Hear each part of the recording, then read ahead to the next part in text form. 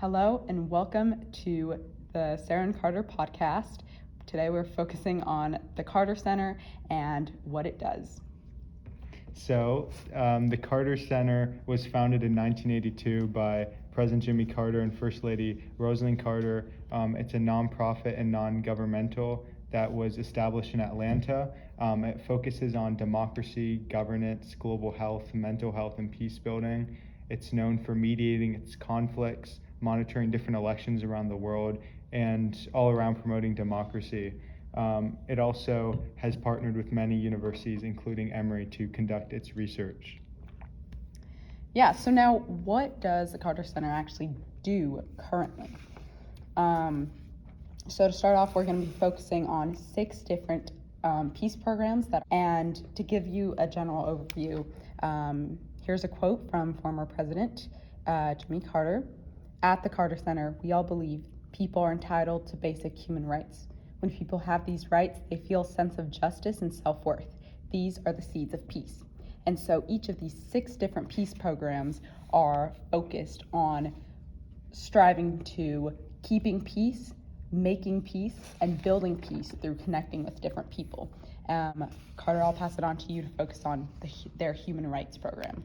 Yeah, so human rights works to promote freedom of expression, access to information at the Carter Center. They have a few strategic objectives, including specifically advancing the rights of protected groups, promoting climate and environmental justice, and pressing on several different human rights issues. One of them in particular that they've focused on is peace building in Colombia through the government of Colombia and the Revolution Armed Forces of Colombia's People's Army, and kind of monitoring what happened after the peace accord was signed in 2016. But they also just look at many scales around the world, whether it's small or large, such as in Nicaragua, Paraguay, Ecuador, Venezuela, and other places. So their main goal is just to ensure peace of people in different countries and to de-escalate big tensions happening between governments and groups within the country that are trying to rebel against it. Another program that they're focusing on is a specific country, China. So it's without a doubt that Jimmy Carter, throughout his presidency, 1977 through 1981, strived to normalize relations with the People's Republic of China, especially with Vice Premier Deng.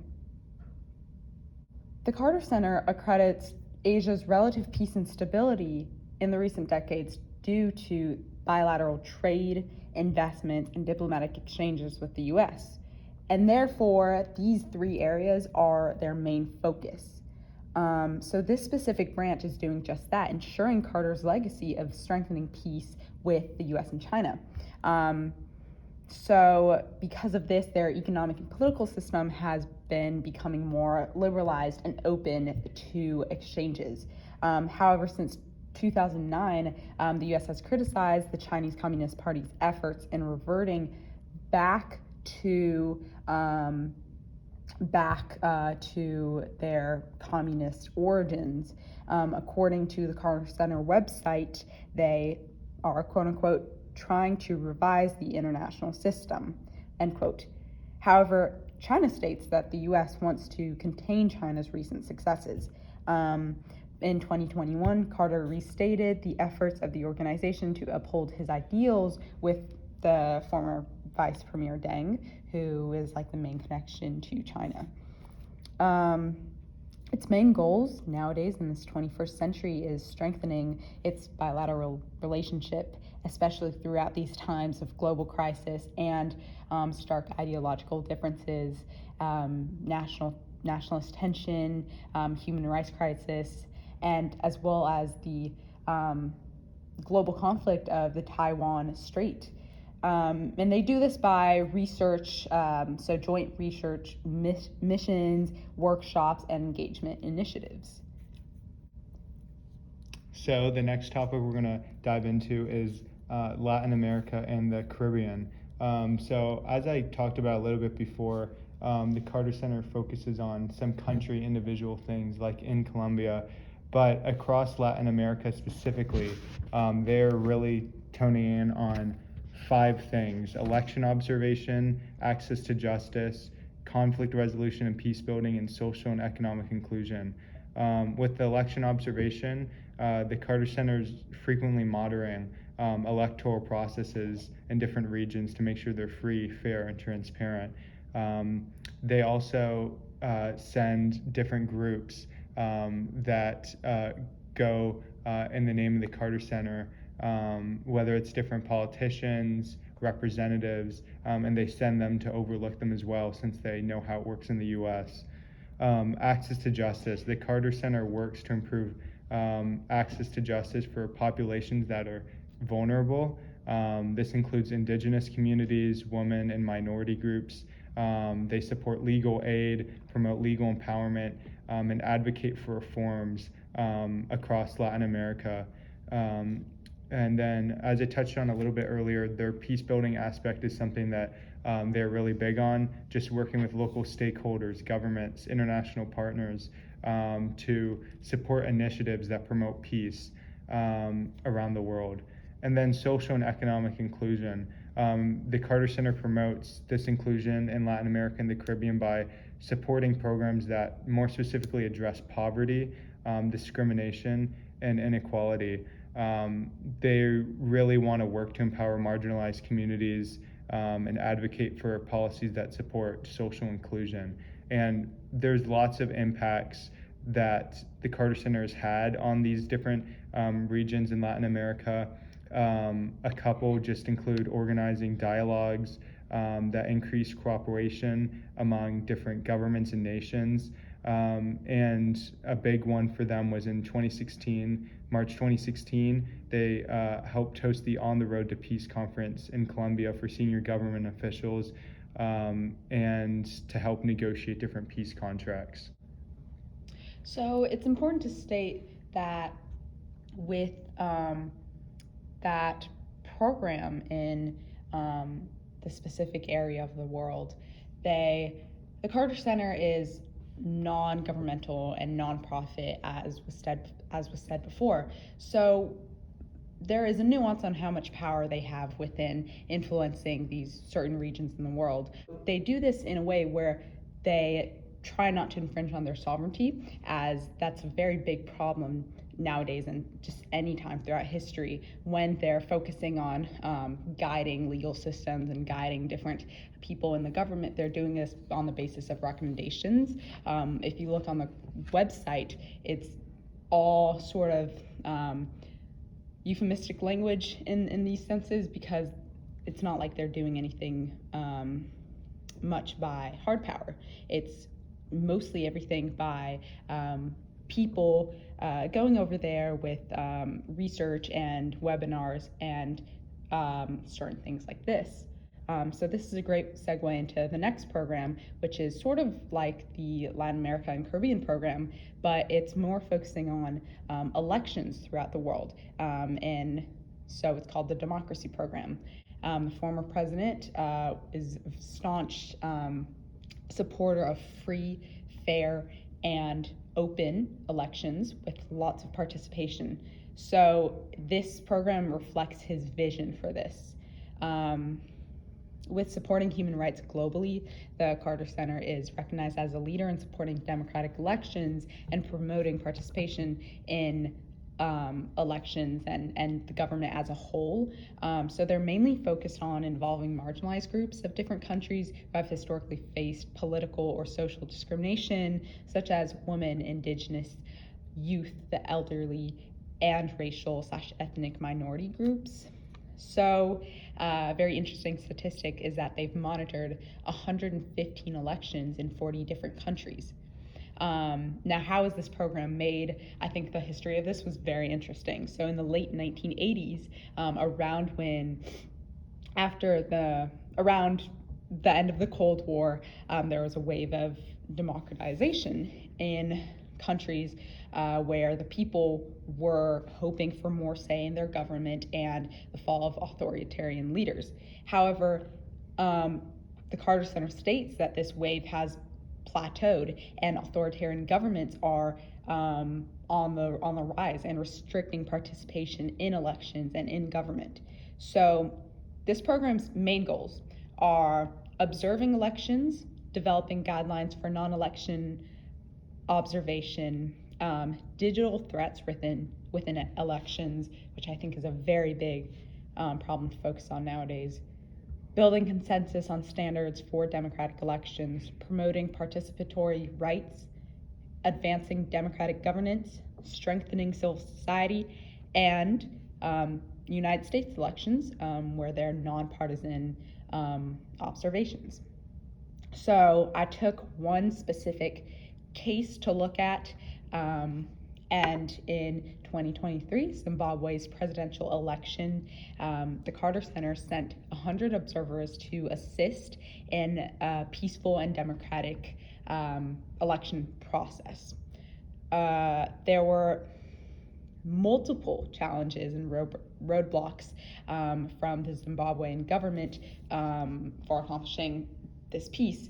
So first off, to look at some of the challenges that the center faced is that the government sent the invitation for these observers late, and then a lot of these observers were not accredited on time. So 30 observers instead made phone calls and did data recording because they weren't accredited on time. Also, importantly, ballot paper delays made for late poll openings. This caused people to not be able to vote on time. They do this in high opposition areas to ensure that people don't vote, and so this restricts their elections and how they can vote, and this is exactly what the Carter Center strives to diminish. There was also a restricted political environment in Zimbabwe at this time period. So there was restrictive laws that didn't allow people to involve themselves in the government. And there were also new rules in this election for who can run campaign. So it was decreasing the amount of opponents. Now, in the end, the incumbent president Emerson Mnangagwa and the current party stayed in power. So the Carter Center, among many others, reported on this problem-filled electoral process.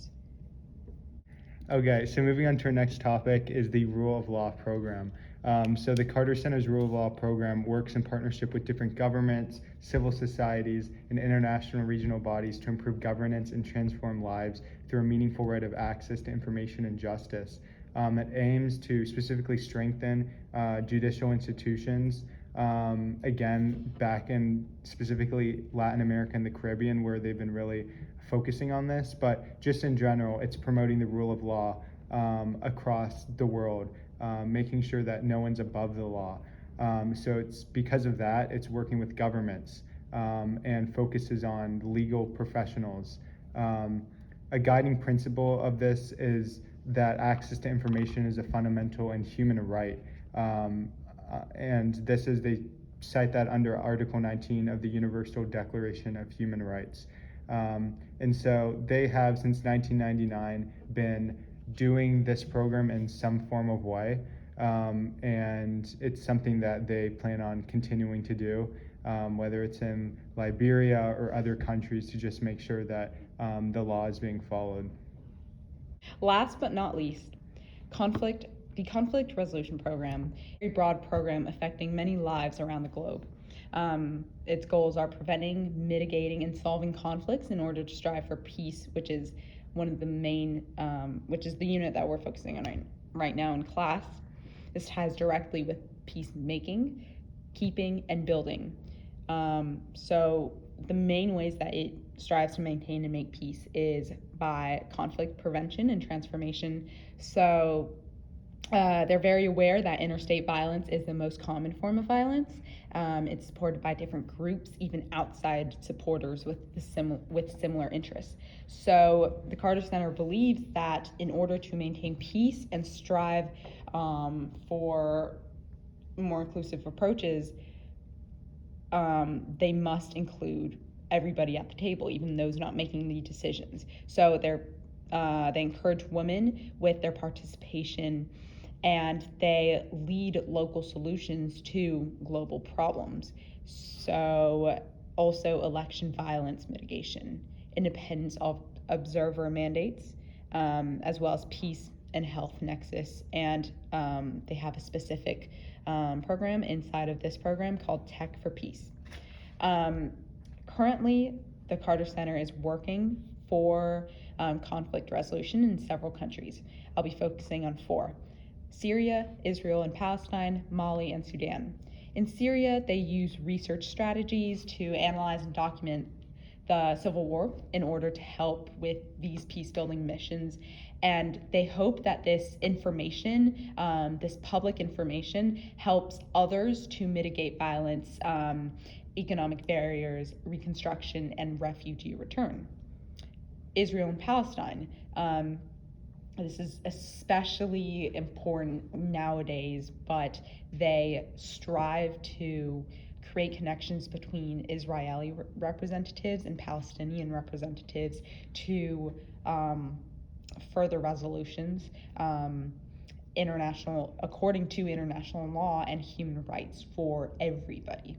And then in Mali, they strengthen local communities to be able to make peace and build peace by mitigating and preventing conflict and having sites for medical care in far-reaching places. Notably, the Carter Center helped report the implementation progress of the 2015 peace agreement, and they served as a very important independent observer. And lastly, in Sudan, they mainly served as an information gatherer and healthcare provider for people in these conflict zones, mainly affected by tropical diseases. Now, this is definitely important in times of political transition that Sudan is going through right now. So before we finish the podcast, we just wanted to talk a little bit about the operating budget and how it affects the Carter Center in comparison to other budgets of organizations you may be familiar with. So in 2022, the revenue was $131 billion. It had $122 million in expenses, $1.15 billion in assets, and $22 million in total liabilities. However, if you compared this, the $131 million to the UN's $3.59 billion, you can see how much smaller scale the Carter Center is. And actually 97% of nonprofits have budgets less than $5 million annually, according to nonprofitimpactmatters.org. So before we also close, we wanted to just share some of our concluding points with our research of the Carter Center. So there are many ways you can get involved. That's not concluding points. Okay, wait. Okay. Concluding points. They focus on. Maybe let's just end with the 6 ways to volunteer. I was doing the volunteer part. Okay. Let's just close with that. In conclusion, the Carter Center strives to advance human rights for all. Okay. I'll cut that part out. Yeah. Oops. Okay, so Carter. In conclusion, the Carter Center can be, the Carter Center can be a place where many people of any age can go to learn about democracy around the world, even students. A personal experience of mine is I reached out to the Carter Center a few years ago, pre-COVID, and got in contact with the president himself. He exchanged me some advice that has really helped me today, and I don't think I could have done that without the Carter Center. And if you want to get involved, there's also other outlets to do so. You can be an administrative volunteer, become a student volunteer, a special events volunteer, gardening volunteer, museum volunteer, or you can become a tour guide. Go to cartercenter.org to learn more. Thank you.